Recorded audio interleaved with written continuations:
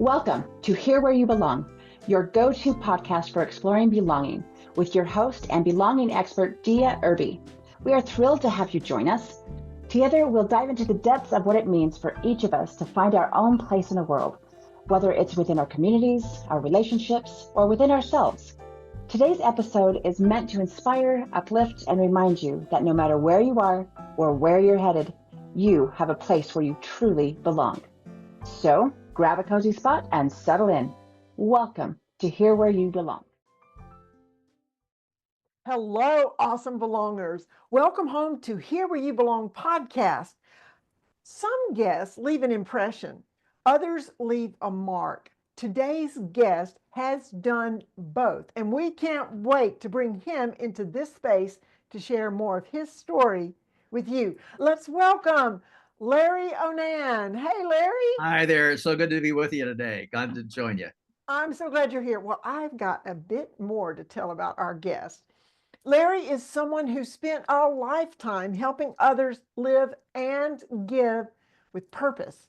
He's a seasoned leader in faith-based fund development, I'm sure he does fund development too, fund development and biblical stewardship. For 18 years, he served full-time with Cru, Campus Crusade for Christ, helping raise over $150 million for global ministry. That's some fun and some fun.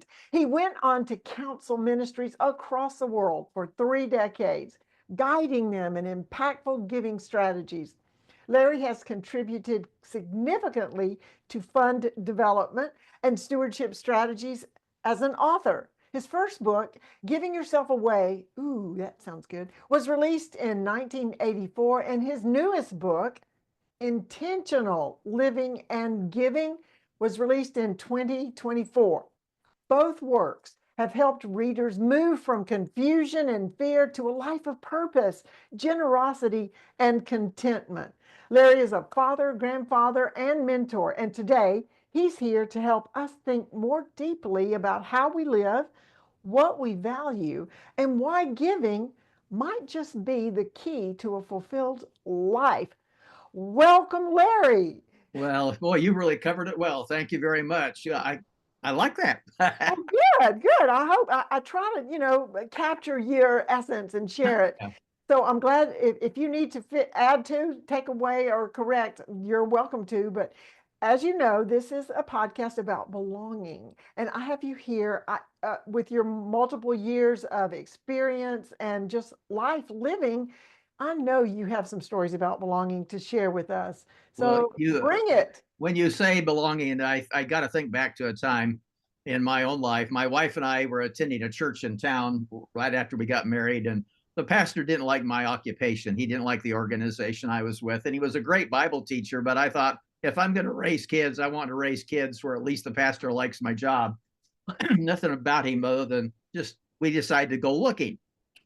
And my secretary said, well, if you're looking, come by and see my church, and this is where I'm going. So I thought, well, let's go over there and take a look at it. And we got there about on time for church, typical. I guess we'll show up and, it's awkward. You never know where you're coming and going. We parked in a parking lot and walked across the street. And honestly, we were thinking maybe we should just go back. I mean, it was kind of like, this is hard. Well, there was a couple on the street that was out on the sidewalk, and they walked over to us and put their hands out and said, well, welcome this morning. We're so glad you're here. And we started this conversation. And then they walked with us on into the church and into the sanctuary where the service was to be held. And they found a couple that were our peers, age-wise. And that 15-minute time of conversation and getting us settled in the church took us away from the sense of, why did we come here? Let's leave and go home, to where they like us and they want us to be at home with them. Well, that was 1972, and I'm still a member of that church and I've had numerous roles. The relational development is what really makes people want to come there. And I think it's because people reach out and say to somebody else by their actions, I want to know you and I want to get to participate in your life. A lot of churches today are almost tribal. You walk into the environment and the tribe says, well, you can come into the tribe, but you can't sit in the wigwam. It's too private. We have conversations that we don't engage you in. And I think it's really sad, but that was a reminder to that experience of just hearing you talk. That was what made me stick where I'm at today, because somebody cared enough to reach out and take the initiative. Now, many years later, I learned that they were on a welcome team. It was their job to do that. But I didn't know that for a long time, because I just saw them as they were a part of the team that wanted me to be a part of it. And that's what welcoming was doing, but it was intentional in what they did. And the intentionality sometimes takes us out of our own comfort zone and forces us to do things that we may not be fully comfortable doing. I don't know if they like the idea of working on the street, waiting for me to walk across the street. But the very fact that they did it created a friendship with them that lasted until they both transferred to heaven. And I continue to be involved there, and I see the same DNA over and over 50 years later of people being welcomed when they walk in, because it's a part of what we need to do to encourage others along their life. So I think of that when you were talking, I thought, okay, that's belonging. I tell you, it stuck for a long time because somebody reached out to me. Why is it that that is not the norm? I mean, wait, no, that is the norm. It's not the average. That's Yeah. how it's supposed to be. That's normal. But averagely, that is very rare. Why is that? Well, I think what ends up happening is we're all afraid of each other. There's a degree of fear. There's a degree of comfort in who you already know, and there's a lot of degree of ignorance. If you are not intentional in your life and looking to how you can minister to others, or have purpose to say, I'm here for a reason and I need to fulfill that reason, you're going to be acting more like a bumper car in a carnival. And you're just going to bump from bump, bump, bump, bump, bump. It's moving. There's electricity, it's action, but there's no sense of fulfillment, because you don't know where you're really going except just fighting the culture. I think many people are living life that way, whether it's in their business or whether it's in their church. That is a very fabulous description, very visual, because it's like if you don't know where you're going, you don't know how to get there. And that's And what you don't even know cars when it's over. Yeah. And The you don't bumper know what cars, the only reason you know the bumper car ride is over is electricity goes off. And then you Ooh, get out. And so you're not really living with purpose. You're just living to ride along with the tide, and you're getting pushed around by other people. It's fun. There's a degree of satisfaction to that crazy ride, but really it's an aimless outcome. yeah. And I really believe that my conviction is that everybody was designed with purpose. My intention, even when I wrote the book that I wrote, is that God knew He had a purpose to put us here in the first place. Now, I know that we say we're here to worship God and honor Him forever. Well, that's pretty theological and pretty highbrow. I'm here because God put me here to take care of His stuff. So you look at Adam and Eve, He told Adam, and this garden's yours, friend. Go name the animals. Go take care of it. Take care of my stuff.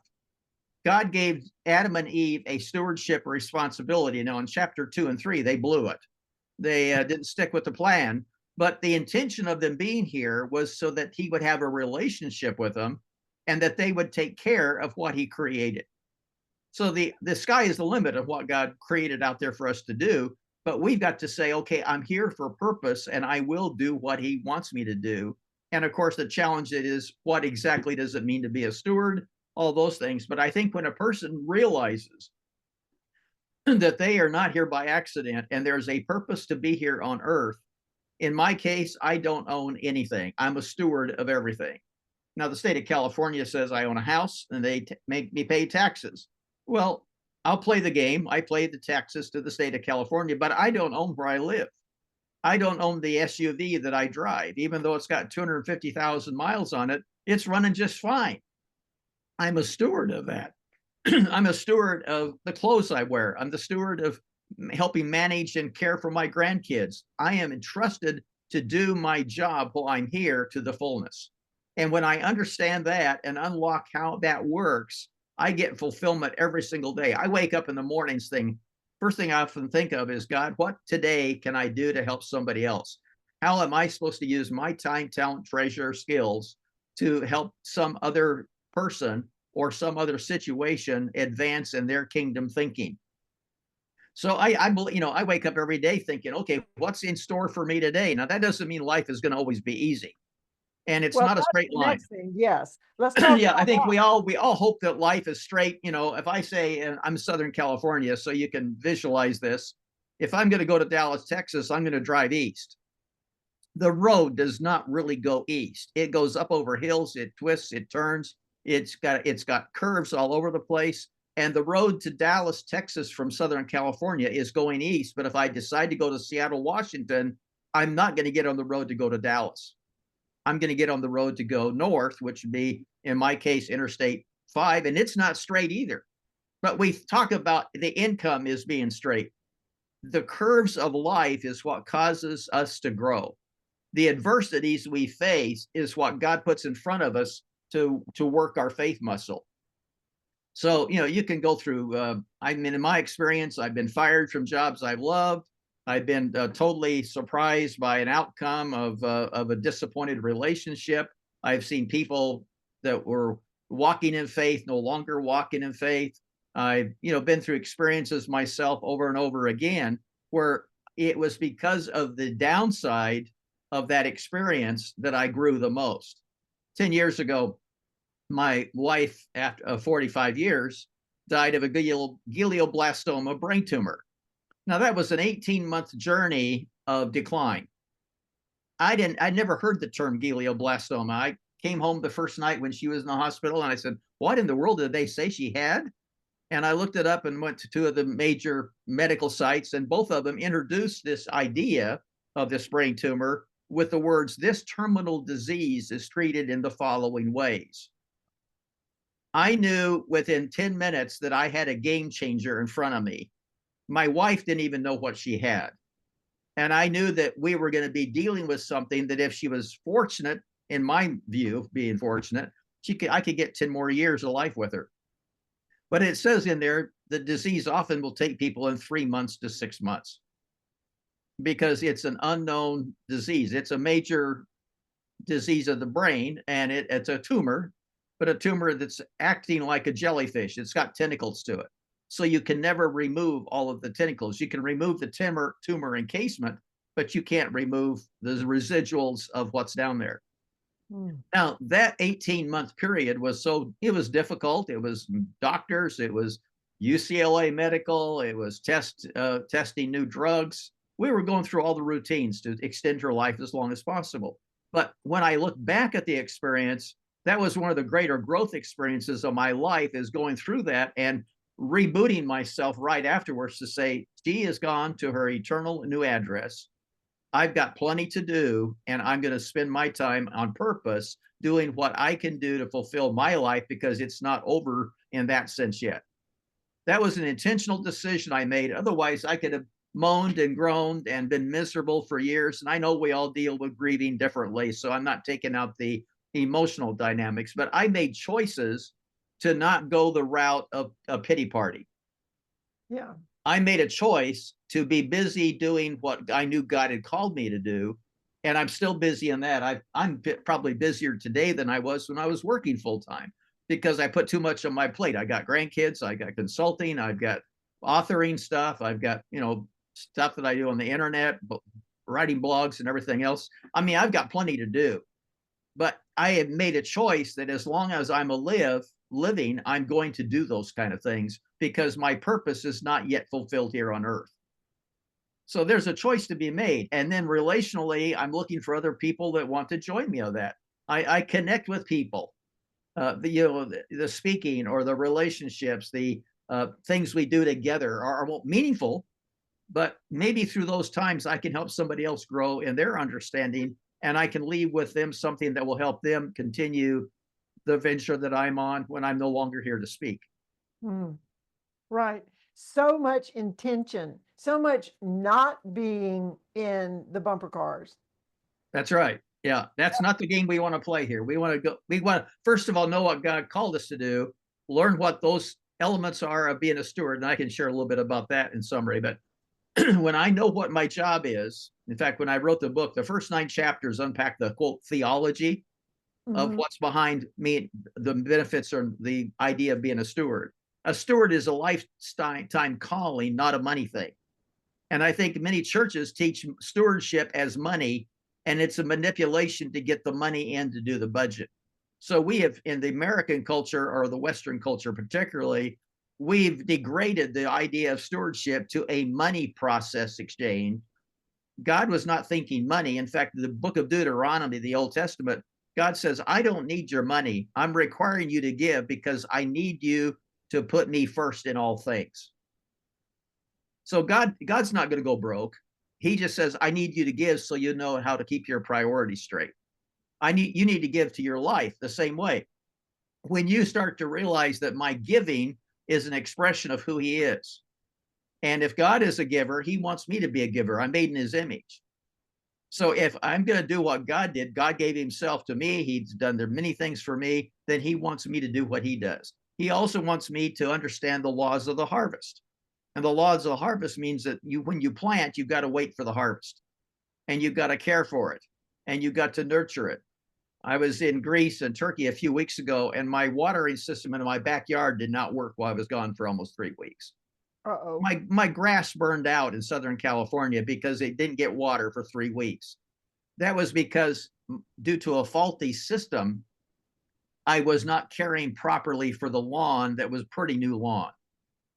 So the consequences is I've got to replant it and regroom it and take care of it again. That's because I failed on the law of the harvest. If they didn't get water, it wasn't going to be nurtured correctly.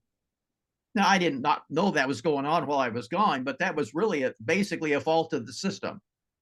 So when I know that God wants me to do things and to take care of it and reap the harvest and benefit from it, but share the harvest with anybody I can. And then the exciting part is God's never going to run out of things. So God says to you and to me, well, I'm going to fill your cup to the brim, but I'm not going to waste a drop. And unless you recirculate and use what I put in your cup, I'm not going to be anxious to give you more just so that you waste it.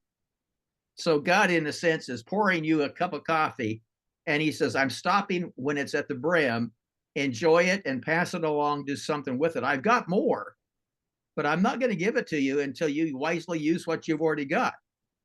But I can tap into God's unlimited resources as I become a faithful steward of what he's already entrusted to me. But God's not going to be just overwhelming you and dumping stuff on you and then leaving you a mess. So God will give it to you if he can get it through you? Yeah, I think that's a very good way to put it. If you continue to circulate what he gave to you, God so loved that he gave, he wants us to circulate. He wants us to do it with a joyful spirit. There's a lot of things about being that steward. He wants to fill us to the brim, but he wants us to also be thinking about what we're doing. So I can tap into, God's going to fill me to the brim that I can use to reach others. Now, it doesn't mean money. There's the whole idea of what we call the word of faith doctrine in the culture today is, God wants you to be wealthy and have all this stuff. No, God wants you to have what you can pass on to others. And I think we become self-serving in our thinking. We are thinking wrong stewardship, because that is not a biblical view of stewardship. God's not going to waste it, or does he want to make you wealthy in this life? He wants to give you a rich life, but it may not be wealthy on money. It just may be that you've got what you need to be satisfied to do what you need to do. Yet, but I'm never broke. I'm never going without, because God supplies. But so is this what you talk about in your second book? Yeah, I go into that more in the first. It's really a book of 2 parts. One of it is the parts that open up and understand what lifestyle stewardship is. And the second part is, now that you know who you are, here's some practical ways that you can actually live out that life. And I give you a lot of very practical hints on how to do that. Oh, but that's what it's all about. We need to take a break here. This is so good. We could talk forever. I recommend that you belongers out there get a copy of the book, because there's so much more there. And we will be back with our fabulous guest, Larry Onan, right after this break. Bye now.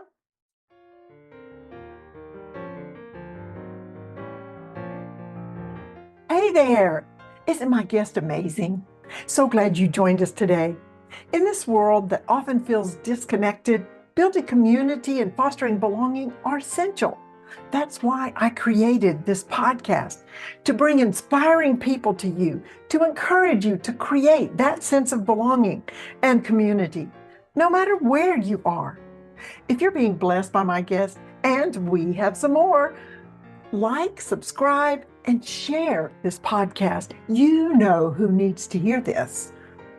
Stay connected, stay true to yourself, and always remember, you belong. Now, back to our amazing guest.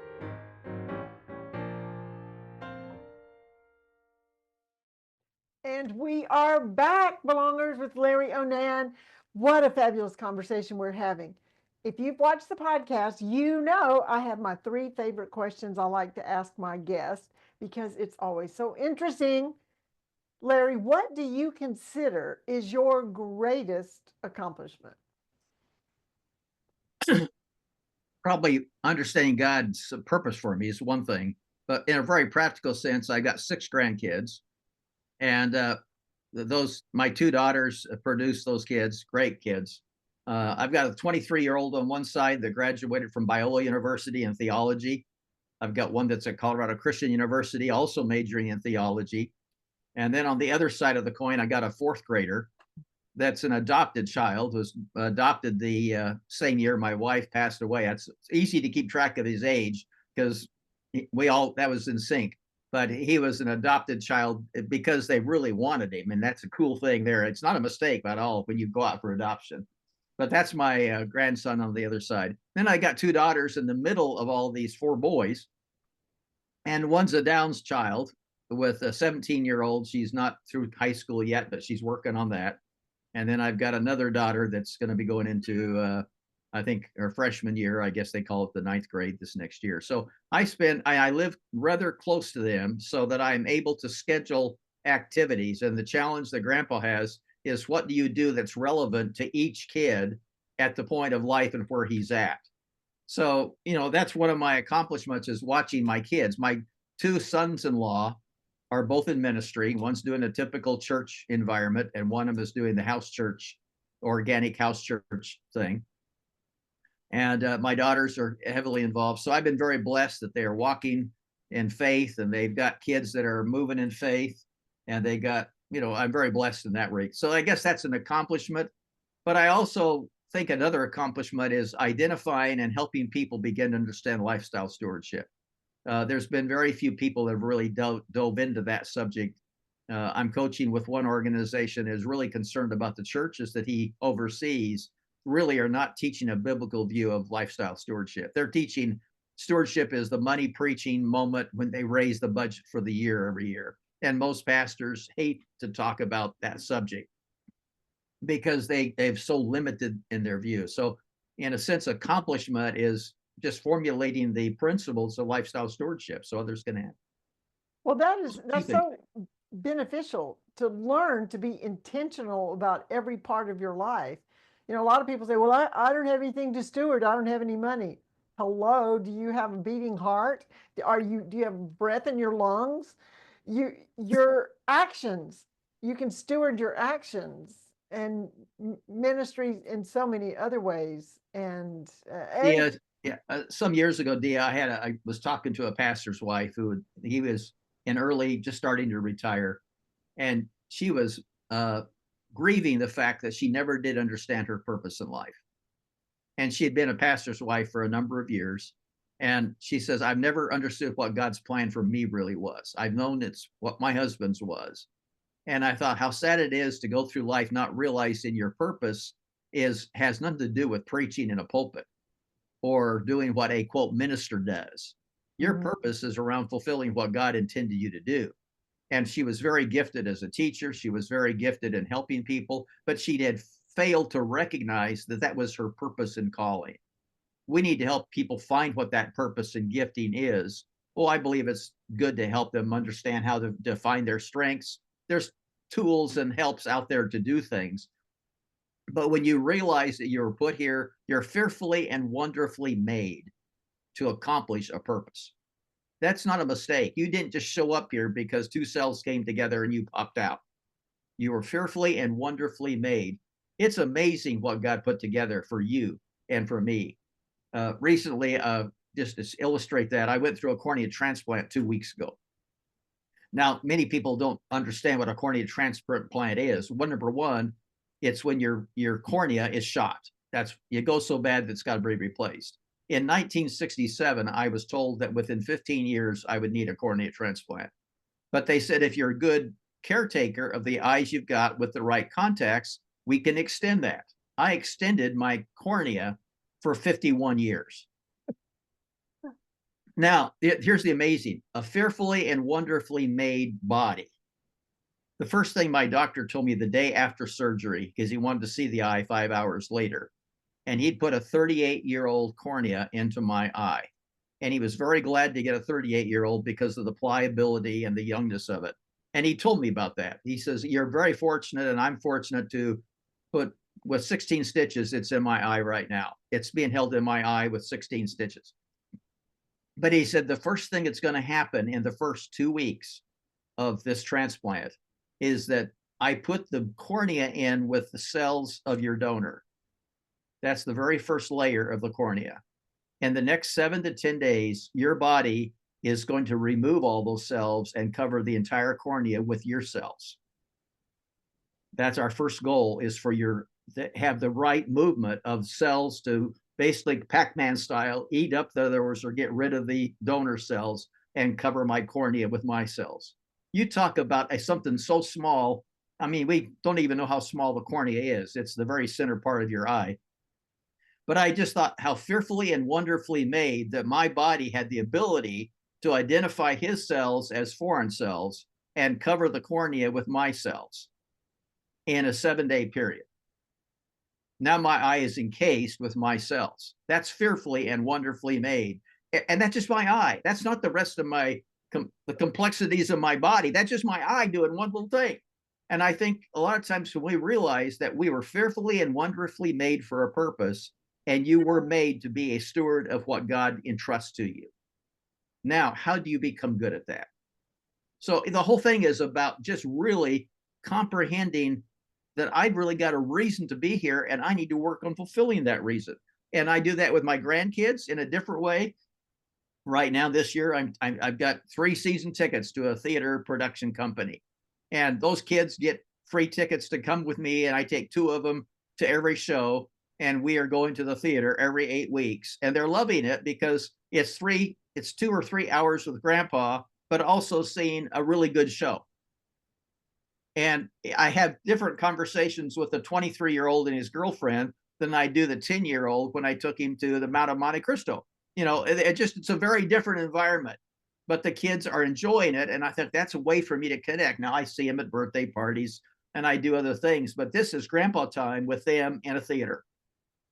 That is what I mean by, connecting and making that accomplishment worthwhile. I want to leave an imprint on their lives that they will carry on forever. And I got to work at that. That's got to be intentional. Absolutely. You're creating the memories that they're going to have. And I'm creating habits. I'm creating role modeling. I'm doing what I'm using the drip method to help mold their character. And that's a part of my purpose when it comes to my grandkids. Now, my influence on the church can be different. My influence on who I coach and mentor could be different. But my job is to influence the outcome of change, because that's what God put me here to do. And so I'm not going to sit around wondering what I'm supposed to be doing today and go, I don't like television too much or 2-hour programs, because that to me becomes a waste of time. Now, for some people, that's enjoyment and that's relaxation. I'm not against it, but I don't do those things because I got things that are more valuable for me to do than to just burn up hours. You got to get on with it. You got to get on with it. That's right. And so when we understand that we have a purpose and we need to be intentional, it's because we are prepared to do these things because there's somebody else out there that needs us to do that for them to be able to be who they're supposed to be. Yes. It's amazing how God can coordinate all the different through lines of the script of life. And it takes relational capital to do that. You cannot do it. I know, I pray for my grandkids too. But relational capital is meaning I'm texting them, I'm speaking in their language. I've never been a big texter, but I've realized if I'm going to connect with my kids, I've got to learn how to text. I've got to learn how to FaceTime. I've got to learn how to do things that may not be in my comfort zone. But if this is the way they connect, and if I can impart my DNA, my mission in life into their life so that they can carry on something else, then I even time with the grandkids is a part of me carrying out my purpose. Absolutely. It's multiplication. Yeah. You're that's what mentorship is. That's what discipleship. It's mentorship and it's multiplying. Yeah. Yes. Yeah. So the second question is, what makes you feel like you belong? That's probably a relational outcome. It's when I sense that they want me and I want them. There's a degree of connecting. Now I know we can get into the stewardship angle there too, but I gravitate to those who want to listen to me, that give me eye contact. When I watch these things, I think, okay, I've got to do the same thing. I cannot be standing there punching my phone and looking over to somebody else. I got to put the phone away and give eye contact to that particular person. That person says it says to them, they want me, they need me. I can be contributing to their life. I think too many times we're caught on this crazy machine and we're treating this as a priority in life. And this can be a utilitarian tool to help us accomplish things, but this is not more important. So when I get on a podcast like that, what do? I turn off my phone because I'll probably get 6 or 8 spam calls in the next hour. It just happens in life, but right. We can get caught up where that is our whole life is something else. And so when I'm with my daughters, I focus on my daughters. Now, sometimes I've got to tell myself, Larry, when you get out of the car, you've got to focus on them. That's intentionality, because I can go inside and maybe not do that. I can get focused on something else. I think we've got to talk to ourselves once in a while and say, I'm going to put this aside and I'm going to do this. I'm going to choose in the next hour to not do what I may wish I could do, but to help somebody else. So I've got a list of 5 or 6 guys that are going through different things, health problems, issues in life. And I keep them on a list because once a year, I want to go out to breakfast with each of those guys. And I add a few more people here and there. And there's people that I need to get to that I haven't got to, but they're intentionally on my list because I don't want them to become nobodies in my brain. So I'm making a choice and a decision to reach out to them. And I pick up lunch. I know they got the money to do it, but I want them to know I care. And then I got to tell myself when I go in there, turn off the phone and look at them and don't look at everything else in the room. That's intentional. So there's a way we got to become intentional in living and giving, but we've also got to make choices along the way. Right. It almost sounds, someone listening might think, oh, how exhausting is that to be so intentional about everything? But guess what? You're going to be exhausted because you haven't gotten anywhere, like going back to those bumper cars. You're expending the same energy and bumping, and then not accomplishing anything. Yeah, the energy is going to be extended anyway. You're going to you're going to live the hour, and you're going to either make the hour profitable or you're going to waste the hour, and it'll never come back to you. And the problem, I think most people, when they start to focus on the needs of others and relate to them in a relational way and take the time to spend a little bit of time. Now, I told you about these guys on my list. I don't go out to breakfast every month with them. I want to make it at least once a year. Now, if I get another chance to sit down with them and see them at another environment, that's okay. But my intention is I got to be there to show them that I care as much for them as I care about something else. It is not work. It's a joy. I think people that think, okay, I'm going to get into work. No. And maybe you learn how to text better, or you pick up the phone and you call somebody. I've got a gal that's a friend of mine, and she's probably 5 years older than I am, and she's not in good health. But about once a week, I text her in another city and say, been praying for you today. How was this week in the rehabilitation center? That's all I said to her. But it is a part that keeps her going because she knows somebody 3 hours away cares for her. Right. Anytime someone comes across my mind, just random whatever. I need to send them a message. Just the other day, somebody came to mind. I went on Facebook, sent her a message, and just, hey, how are you? How's your family? And just catching up on things. And I was thinking about you. That means a lot to have somebody, hey, how are you? I thought about you. Well, that person that you're writing to may be in the bumper cars and is confused and is despair, and she doesn't act like it on the outside, but inside she's feeling, why am I here? Can I just live through one more day? Whatever it is. I do not know where my friends are really at inside, but I know that I've got a responsibility to be intentional and doing what I can to encourage them in life. So I have a couple of clients even now. One's working at one of the Ivy League schools in the Northeast, and one's in Texas. And those are intentional meetings to help them move a nonprofit goal objective ahead. But I've got to often say, okay, what am I going to do to encourage them today to keep on it? Or what do I do to keep them within their boundaries? Because in Christian leadership, I discovered that the tyranny of the urgent kills many, many great visions. The tyranny of the urgent is I can't do what's important because I got to take care of this mess. Right. I remember that little booklet that came out. So impactful. Well, and that's where you get caught if you're not intentional. Well, and I told him, and he told me about 2 months ago, he said, Larry, I really got to work on this, but I've got to deal with this, and this. And I went back to him and I said, I understand those things are important, but you are telling me that you're making a choice to be caught in the tyranny of the urgent rather than what's priority to you. And then there was about 2 days later, and he responded, he says, that was really hard to hear, and I'm trying to figure out how to get rid of these things. Well, it was last week he wrote me and he said, Larry, I've got rid of 4 of those things. I want to talk to you. So Excellent. What he's done is he basically delegated the lower priority, the tyranny, to somebody else that could probably deal with it.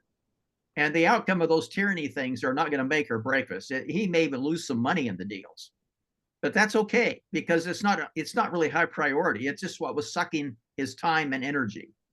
And I think we've got to say to ourselves a lot of times, what is sucking life away from me? And I'm going to choose by choice to put it aside. Right. Well, because otherwise we're just going to be gifting. It's not in your zone of genius.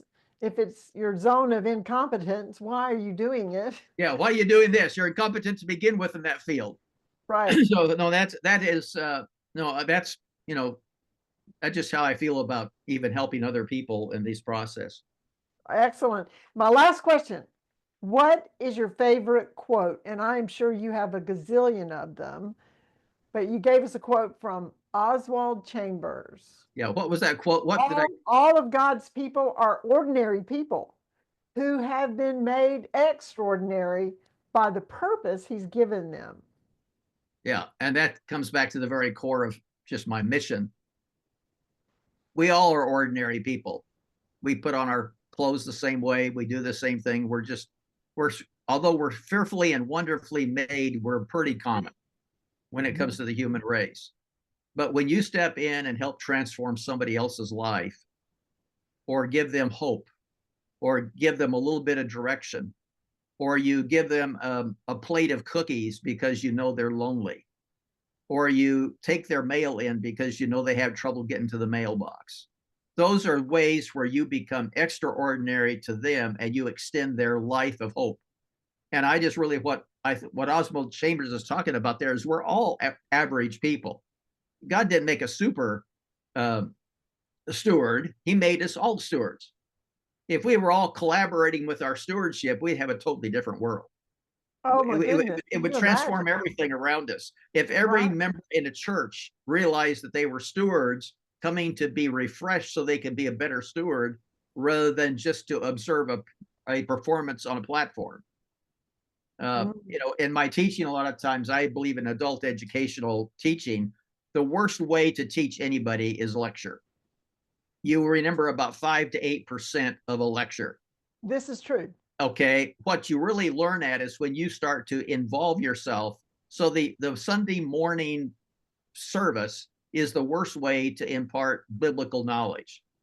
The guy's going to speak for 45 minutes and say a lot of great things, and you're going to leave hoping you remember one or two things out of the sermon. But if the pastor in the middle of the sermon would say, turn to your friend next year and share next to you and share the three things you just picked up on what I said, everybody would be scrambling to figure out what their answer was, and they would forever remember those sermons. Now, you could go, oh, that was a great sermon. What they mean is you're really a pretty good orator and you're using all the English language right. And I like your stories.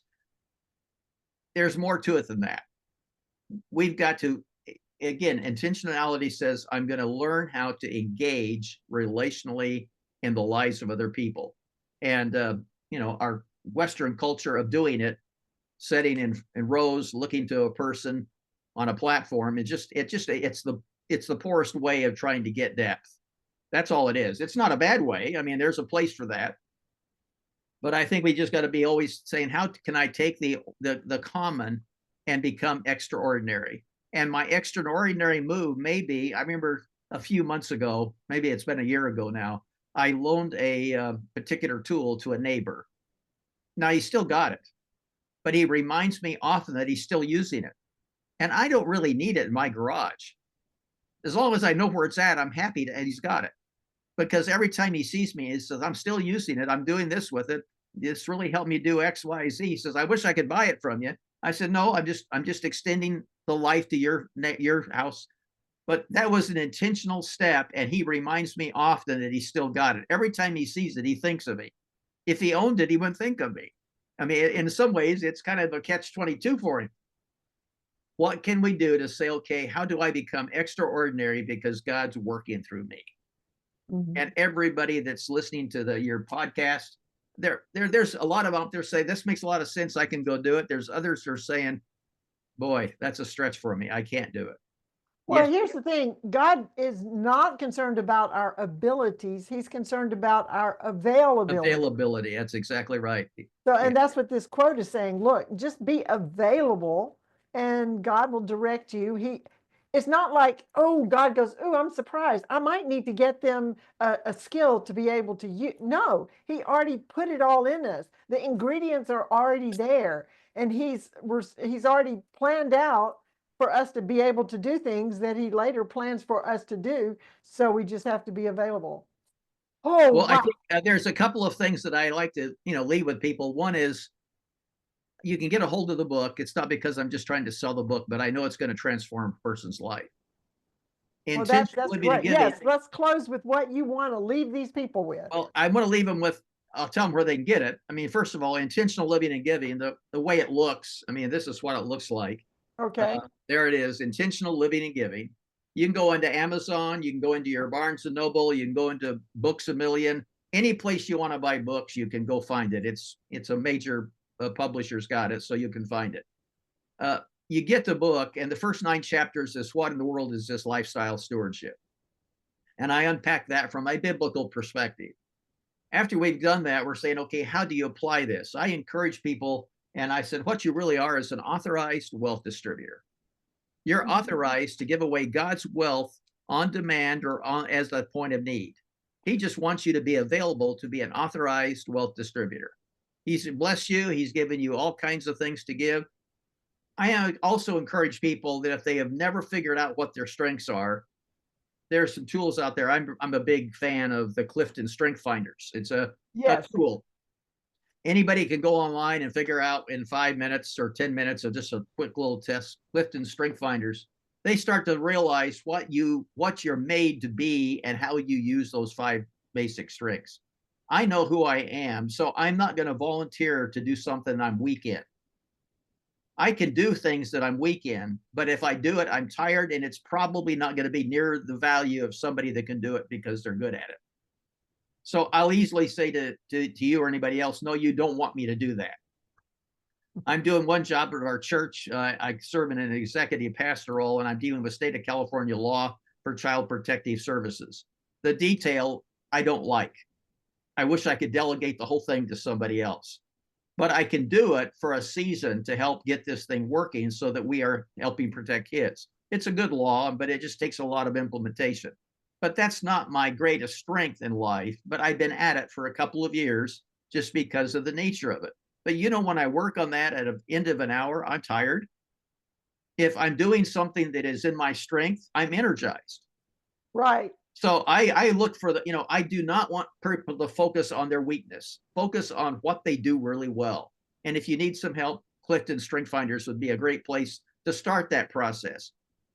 That is Learn who wonderful. you are and accept it, and then start to be intentional. And if it's only doing 2 or 3 things a day that's intentional, and that is how God's leading you to serve somebody else, then go for it.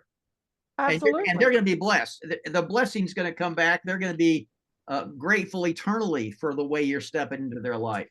That couple on the street, they stepped out of their comfort zone and walked up to us and said, "Welcome to our church. Can we help you?" Blah, whatever they said that day, it caused me to want to be there.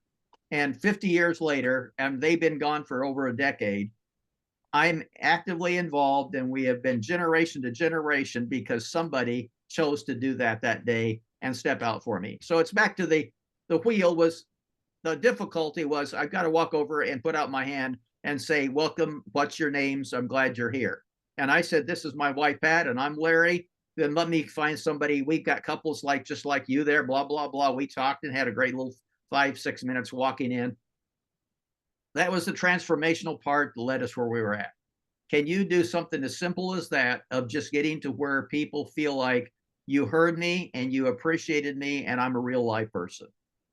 Good word. That's where it's at. So, absolutely. But you can get the book at, if you want to go to LarryOnan.com, that's another way to get it. If you wanted a signed copy, that's the only place you get signed copies is from me.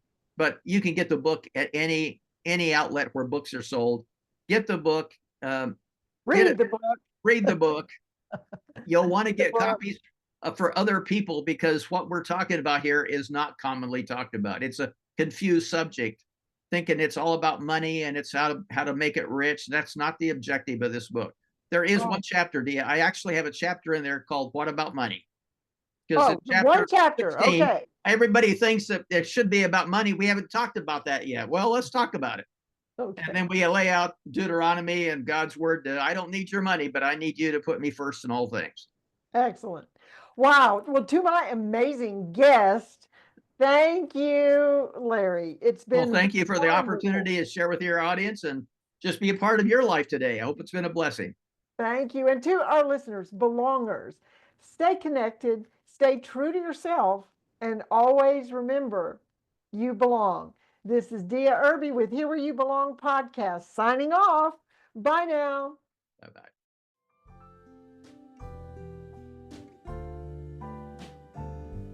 Thanks for tuning in to Here Where You Belong. We hope today's episode has inspired you to embrace the beauty of belonging in your own life.